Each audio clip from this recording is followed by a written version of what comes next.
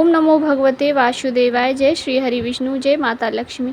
आज की वीडियो में हम शरद पूर्णिमा व्रत की कथा सुनेंगे।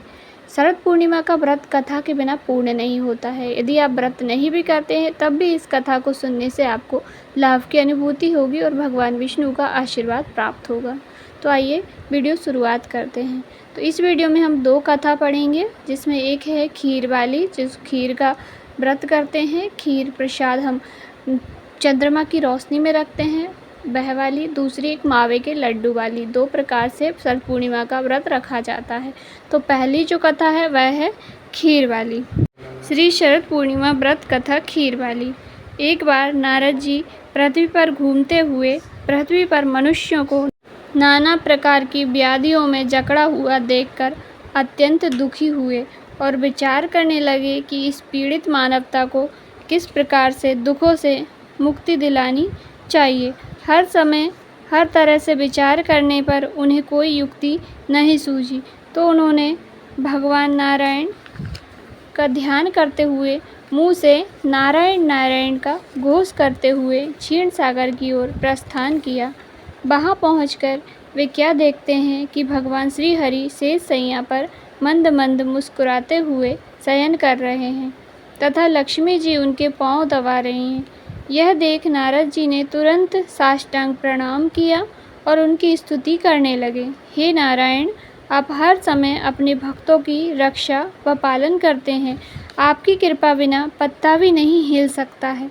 आप ही जगत में उत्पत्ति एवं प्रलय के मूल कारण हैं। आप हर प्रकार से समर्थ हैं। यह सुनकर भगवान श्री हरि ने मुस्कुराते हुए कहा, पधारिए देवर्षि नारद, आज बहुत दिनों में दर्शन दिए हैं। कहिए, सब कुशल से तो हैं? पृथ्वी पर आपका चक्कर लगता ही रहता है।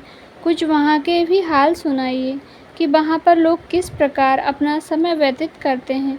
इतना सुन नारद जी बोले, हे माधव, हे जनार्दन, हे श्री हरि, हे स्वामी, मृत्युलोक में मानव बहुत दुख भोग रहा है। उनके कष्टों को देखकर मैं तो क्या, मेरी आत्मा भी रो रही है। हे प्रभु, कोई ऐसा सरल उपाय बतलाइए जिसके करने से मनुष्य दुखों से छूट सके और उनकी मनोकामनाएं पूर्ण हो सके। देवर्षि नारद जी के इन पवित्र वचनों को सुनकर भगवान श्री हरि बोले, हे नारद, आप धन्य हैं जो दूसरों के उपकार के लिए ही विचार मन में रखते हैं। इसलिए आज आपको एक पवित्र व्रत कथा, श्री शरद पूर्णिमा व्रत कथा सुनाता हूँ, जिसके करने से स्त्रियों की हर प्रकार की मनोकामनाएं पूर्ण होगी व अंत में मेरे लोक की प्राप्ति होगी। इसमें कुछ संदेह नहीं है। पूर्व में यह कथा ब्रह्मा जी से सूर्य ने कही थी, सो ध्यान से सुनो और सुख वैभव संपत्ति सुख की प्राप्ति करो। प्राचीन काल में एक ब्राह्मण की ब्राह्मणी शरद पूर्णिमा का व्रत विधि विधान से खीर बनाकर किया करती थी। वह उस दिन 5 सेर दूध की खीर बनाती, उसमें किशमिश, बादाम इत्यादि डालकर खूब सुंदर खीर बनाकर मेरा भोग लगाती थी तथा अड़ोसी पड़ोसी रिश्तेदार सब में खीर का प्रसाद बांटती। रात्रि में चंद्रमा की रोशनी में भगवान को घी खांड का भोग लगाती तथा मेरी मूर्ति का बहुत बढ़िया ढंग से श्रृंगार करती थी। उन्हें श्वेत वस्त्र, मुकुट, श्वेत हार इत्यादि पहनाकर चंद्रमा की धवल रोशनी में उन्हें विराजमान करती, कीर्तन करती, भजन करती, ठाकुर जी के तरह तरह के लाड़ लड़ाती। उसके व्रत के प्रभाव से उसके खीर व घी खांड के पात्र सोने के हो जाते। जब यह बात साहूकारनी को मालूम हुई तो उसे बहुत दुख व जलन हुई कि देखो, इसके तो बर्तन सोने के हो जाते हैं। वह रात में साहूकार से बोली, ब्राह्मणी के यहाँ जो सोने के बर्तन हैं उन्हें चुरा लेने चाहिए। साहूकार ने पीतल के बर्तन रखवाकर सोने के बर्तन चुरा लिए। ब्राह्मणी को सुबह मालूम हुआ कि साहूकारनी ने मेरे सोने के बर्तन चुरा लिए हैं। तो उसने कहा, हे शरद पूर्णिमा माता, अगर मैंने तेरा व्रत मन से नियम से किया हो तो मेरे बर्तन सोने के हो जाएं तथा साहूकारनी के सब बर्तन मिट्टी के हो जाएं। उसके कहने के साथ ही ऐसा ही हुआ। साहूकारनी के घर के पीतल के, तांबे के सब बर्तन मिट्टी के हो गए। अब तो साहूकार एवं साहूकारनी बहुत दुखी हुए और रोते धोते ब्राह्मणी की शरण में पहुँचे और ब्राह्मणी के पैर पकड़ लिए और अपने किए की माफ़ी मांगने लगे। फिर साहूकारनी ने ब्राह्मणी से पूछा, हे माता, आप कौन सा व्रत करती हैं जिसके प्रभाव से आपके बर्तन सोने के हो जाते हैं? तब ब्राह्मणी बोली, मैं शरद पूर्णिमा का व्रत करती हूँ, यह सब उसी का प्रभाव है। साहूकारनी बोली, यह व्रत किस प्रकार किया जाता है, इसका क्या नियम है, इसका स्पष्ट उल्लेख करें। तब ब्राह्मणी बोली, सब तरह से घर की व अपनी सफाई करें, श्वेत वस्त्र धारण करें, ठाकुर जी के भजन पूजन में मन लगाएं, 5 सेर दूध की खीर बनाएं, उसमें ठाकुर जी का भोग लगाकर 4 हिस्सों में बांट दें। एक हिस्सा ब्राह्मण को दें, एक हिस्सा पड़ोसी के बालक को दें, एक हिस्सा गाय को दें तथा एक हिस्सा स्वयं सेवन करें। काष्ठ के पाटे पर 1 लोटा जल भरकर रख लें, एक दीपक जला लें, रोली से पाटे पर स्वास्तिक बना दें, फिर चावल व रोली से पूजा करें, दक्षिणा चढ़ाएं व चंद्रमा निकलने पर पाटे का जल चंद्रमा को अर्घ्य देकर चढ़ा दें। फिर रोली चावल चंद्रमा की ओर उछाल दें, हाथ जोड़कर नमस्कार करें और मन ही मन अपनी मनोकामना को दोहराएं। फिर अपने हिस्से की खीर का भोजन करें। इस विधान को सुनकर साहूकारनी बहुत खुश हुई। उसने तभी से इस व्रत को करना शुरू कर दिया। इस व्रत के करते समय से उसे 2 कन्या रूपी रत्न पैदा हुए। उसमें बड़ी पुत्री का नाम सुमित्रा और छोटी पुत्री का नाम सुनीता रखा। दोनों लड़कियां बालकपन से धार्मिक कार्यों में अधिक ध्यान रखती थीं। दोनों के व्रत में एक फ़र्क था। सुमित्रा विधि विधान से पूजन करती, विधि पूर्वक व्रत रखती थी। सुनीता विधि विधान से पूर्वक व्रत तो करती थी, लेकिन व्रत को बीच में छोड़कर व्रत का समापन कर देती थी। सुमित्रा जो पूरा व्रत रखती थी, उसके सुंदर पुत्र व दीर्घायु संतान उत्पन्न हुई, परंतु सुनीता के व्रत खंडन के कारण उसके पुत्र जन्म होने के पश्चात कुछ दिन जीवित रहते, बाद में मर जाते। इस कारण सुनीता दुखी हो जाती थी। एक दिन सुनीता ने ज्योतिषी को बुलाकर कहा, मेरी संतानें जन्म लेने के पश्चात कुछ समय जीवित रहने के बाद मर जाती हैं, अतः आप उपाय बतलाकर हमारे दुख दूर करें। इस पर ज्योतिषी ने कहा, ऐसा इसलिए होता है कि तुम शरद पूर्णिमा का अधूरा व्रत रखती हो। व्रत अधूरा होने के कारण तुम्हारी संतानें मृत्यु को प्राप्त होती हैं, अतः तुम अपनी बड़ी बहन सुमित्रा को बुलाकर लाओ। उसके स्पर्श से तुम्हारी संतान अवश्य जीवित हो जाएगी, क्योंकि वह शरद पूर्णिमा का व्रत पूर्ण रूप से भक्ति भाव से करती है। इतना कहकर ज्योतिषी चले गए और पीछे सुनीता वियोग के कारण यह बात भूल गई। हर वर्ष की तरह शरद पूर्णिमा आई। सुनीता ने विधि पूर्वक व्रत किया, लेकिन व्रत में कुछ कमी होने के कारण उसका जो पुत्र था मर गया, तो उसने मृत पुत्र को पाटे पर सुला दिया, जिस पर वह शरद पूर्णिमा का पूजन किया करती थी। लेकिन ईश्वर की गतिविधि को कौन जान सकता है कि उसकी बड़ी बहन सुमित्रा अचानक उसके घर आ गई और सुमित्रा के लहंगे का झोर मृत पुत्र को स्पर्श कर गया। जैसे ही स्पर्श हुआ, पुत्र जीवित हो उठा। इस पर सुमित्रा बोली, अगर हम बिना देखे इस पार्टी पर बैठ जाते तो तुम्हारा पुत्र मर जाता। जैसे ही इस पर उसकी छोटी बहन सुनीता ने कहा, यह तो पहले ही मर गया था, किंतु तुम्हारे व्रत के प्रभाव से यह जीवित हो उठा। अपनी छोटी बहन की बात सुनकर उसकी बड़ी बहन सुमित्रा बहुत प्रसन्न हुई। उसे प्रथम बार शरद पूर्णिमा व्रत की शक्ति का अनुभव हुआ। इसके बाद दोनों बहनें शरद पूर्णिमा का व्रत और भी भक्तिभाव के साथ करने लगी। वह अपने सगे संबंधियों व आस पड़ोस के लोगों को यह व्रत करने की विधि बतलाने लगी। इस व्रत को करने से लोगों की मनोकामना पूर्ण होने लगी व लोगों की श्रद्धा भगवान के प्रति बढ़ने लगी। जय हो लक्ष्मी नारायण की, जय हो चंद्रदेव की। जैसे आपने सुनीता की इच्छा पूर्ण की, वैसे ही हम सभी लोगों की मनोकामनाएं पूर्ण करें। जय शरद पूर्णिमा माता। ये सुनते हैं शरद पूर्णिमा व्रत की दूसरी कथा, जो कि मावे के लड्डू से रखा जाता है व्रत। दोनों ही कथा सुननी चाहिए व्रत में। श्री शरद पूर्णिमा व्रत प्राचीन कथा मावे के लड्डू वाली। बहुत पुराने समय की बात है कि श्री नारद मुनि नारायण नारायण कहते हुए विष्णु लोक पहुँचे और श्री हरि विष्णु भगवान की स्तुति वंदना भक्ति भावपूर्ण रूप से करने लगे। तब भगवान विष्णु प्रसन्न होकर प्रकट हुए और बोले, हे मुनि श्रेष्ठ, कैसे याद किया? हे प्रभु, आप तो अंतर्यामी हैं, हम क्या जानते हैं? आप तो जानते ही हैं। प्रभु मुस्कुराकर और बोले, हे मुनि श्रेष्ठ, आप ही वर्णन करें। हे प्रभु, जैसी आपकी आज्ञा। प्रभु, मैं मृत्यु लोक से चला आ रहा हूँ, वहाँ मानव की व्यथा देखी ना गई। प्रभु बोले, आप क्यों दुखी हो रहे हो? यह सब कर्मों के फल हैं। हे प्रभु, वहाँ पर मानव बहुत दुखी है, आपको उनके कष्ट को दूर करने ही होंगे।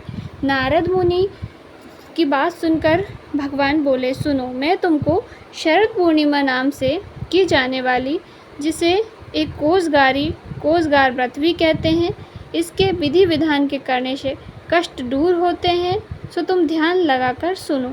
मथुरा नगरी में सुभद्रा नामक एक पंडितानी रहती थी। वह शरद पूर्णिमा का व्रत रखती थी। भगवान जी उससे प्रसन्न हुए एवं इच्छित वरदान देते हुए कहा, इसका विधि विधान से सभी को बतलाइएगा इस व्रत को। तब वह एक साहूकार को व्रत की विधि बताती है। साहूकार ध्यान से सुनने लगता है। सुभद्रा बोली, मैं शरद पूर्णिमा का व्रत करती हूँ, यह उसी का फल है। साहूकार ने कहा, इसकी विधि क्या है? सुभद्रा बोली, एक लकड़ी के पाटे पर एक लोटा पवित्र जल भरकर रखें, रोली से एक स्वास्तिक चिन्ह लोटे पर बनाइए। इसके बाद पीतल के गिलास में गेहूं के दाने भरकर रख दें, गिलास पर दक्षिणा चढ़ाएं। इसके बाद स्वयं तिलक लगाएं। इसके बाद 2.5 पाव शक्कर 2.5 पाव खोआ दोनों को मिलाकर 6 पेड़े बनाइए। इसके बाद पूजन कर एक पेड़ा प्रभु को चढ़ाएं, दूसरा पेड़ा स्वयं व पतिदेव ग्रहण करें, तीसरा पेड़ा अपने मान को दें, जैसे भांजे, भांजी, नदन, बहन आदि को दिया जाएगा। चौथा पेड़ा अपनी सहेली से बदलें। यदि सहेली ना मिले तो पहले तो मंदिर में चढ़ाएं। जो सहेली 6 माह व्रत रखे उसे ही पेड़ा दें। 5वां पेड़ा घर के सदस्यों में बांटें। छठे पेड़े के 6 भाग बनाइए। एक भाग तुलसी जी को चढ़ाएं, दूसरा भाग गौ माता को खिलाएं, तीसरा भाग अहीर को दें, चौथा गर्भवती स्त्री को दें, 5वां राहगीर बालक को दें, छठा कुंवारी कन्या को खिलाएं। इस प्रकार 6 पेड़ा वितरित करें। लोटे में रखे जल से चंद्रोदय के समय चंद्रमा को जल चढ़ाएं। घर जाकर साहूकार ने अपनी पत्नी को शरद पूर्णिमा व्रत करने के लिए कहा। उसकी पत्नी ने व्रत की विधि पूछी। साहूकार ने व्रत की विधि समझाई। उसकी पत्नी ने व्रत करना शुरू कर दिया, जिसका फल यह मिला। साहूकार के यहाँ 2 कन्याओं का जन्म हुआ। बड़ी का नाम सावित्री और छोटी का नाम चंद्रमुखी रखा। दोनों पूजन कार्यों में रुचि रखती थी एवं प्रतिदिन पूजन करती थी। दोनों का ब्याह संपन्न घराने में कर दिया गया। दोनों बहनें शरद पूर्णिमा का व्रत रखती थी। सावित्री विधि विधान से व्रत रखती थी तथा उसे सुंदर संतान की प्राप्ति हुई। इसके विपरीत चंद्रमुखी अधूरा व्रत रखती थी, जिसके कारण यह फल हुआ कि उसके पुत्र कुछ दिन जीवित रहकर स्वर्ग सिधार जाते। इस कारण चंद्रमुखी दुखी रहती थी। आखिर एक दिन चंद्रमुखी एक ज्योतिषी से उसका कारण पूछती है। तब ज्योतिषी ने कहा, तुम अधूरा व्रत रखती हो, इस कारण तुम्हारी संतान स्वर्ग को प्राप्त हो जाती है। अतः तुम अपनी बड़ी बहन सावित्री से विधि विधान पूछकर व्रत रखो, क्योंकि सावित्री विधि विधान से पूजन करती है एवं श्रद्धा से व्रत करती है। प्रत्येक वर्ष की तरह शरद पूर्णिमा फिर आई। चंद्रमुखी फिर अधूरा व्रत करती। उसका पुत्र फिर मृत्यु को प्राप्त हुआ। चंद्रमुखी ने अपने मृत पुत्र को पाटे पर लिटा दिया, जिस पर वह पूजा करती थी। संयोग से प्रभु इच्छा से उसकी बड़ी बहन सावित्री उसी दिन उसके घर आई। उसने तुरंत प्रभु का नाम लेकर मृत बालक के सिर पर हाथ फेरा तो वह जीवित हो उठा। चंद्रमुखी खुशी से नाच उठी। तब उसे शरद पूर्णिमा व्रत का महत्व समझ में आया।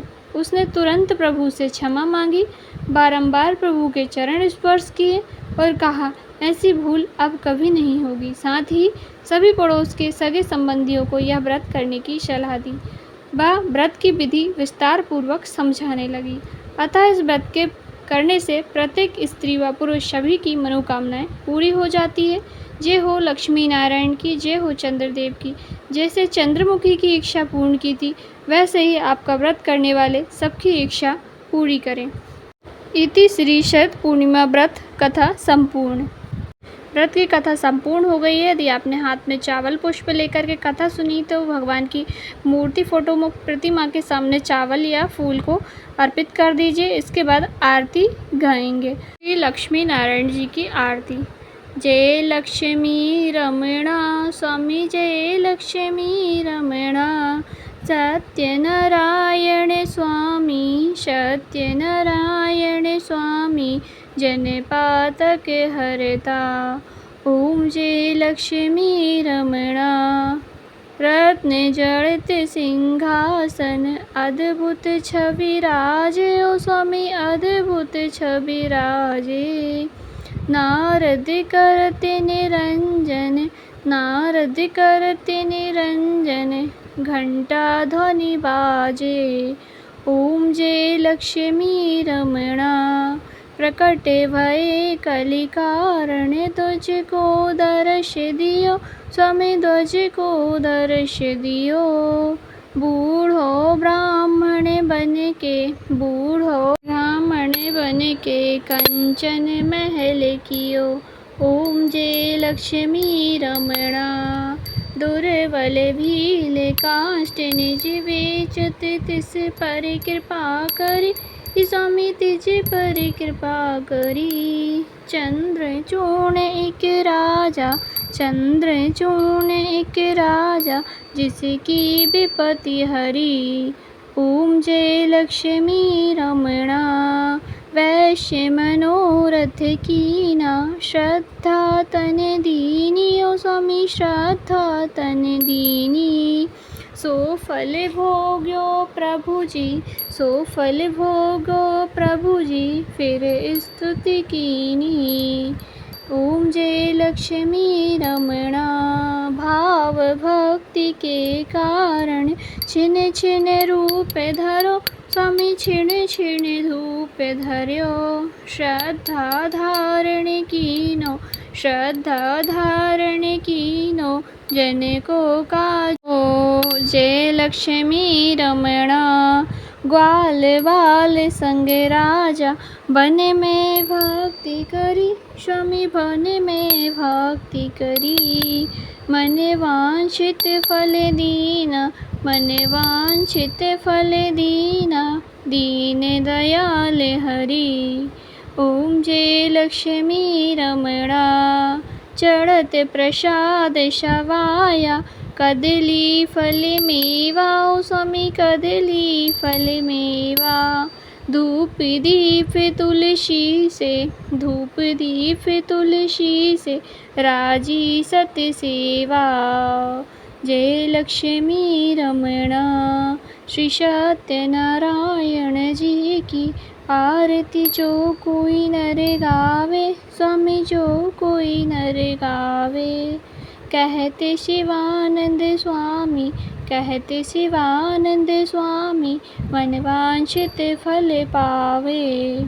जय लक्ष्मी रमणा, जय लक्ष्मी रमणा स्वामी, जय लक्ष्मी रमणा। श्री सत्यनारायण स्वामी, सत्यनारायण स्वामी, जनपातक हरणा। ओम जय लक्ष्मी रमणा। सभी बोलिए लक्ष्मी नारायण भगवान की जय। आरती करने के बाद पूरे घर में आरती की धूप दीप दिखा दीजिए। उसके बाद भगवान के सामने आकर नतमस्तक होकर माथा टेक कर अपनी प्रार्थना करें। जो भी इस कथा को पढ़े सुने, व्रत को करे, आरती करे, उसके सभी मनोरथ भगवान श्री लक्ष्मी नारायण अवश्य ही पूर्ण करेंगे।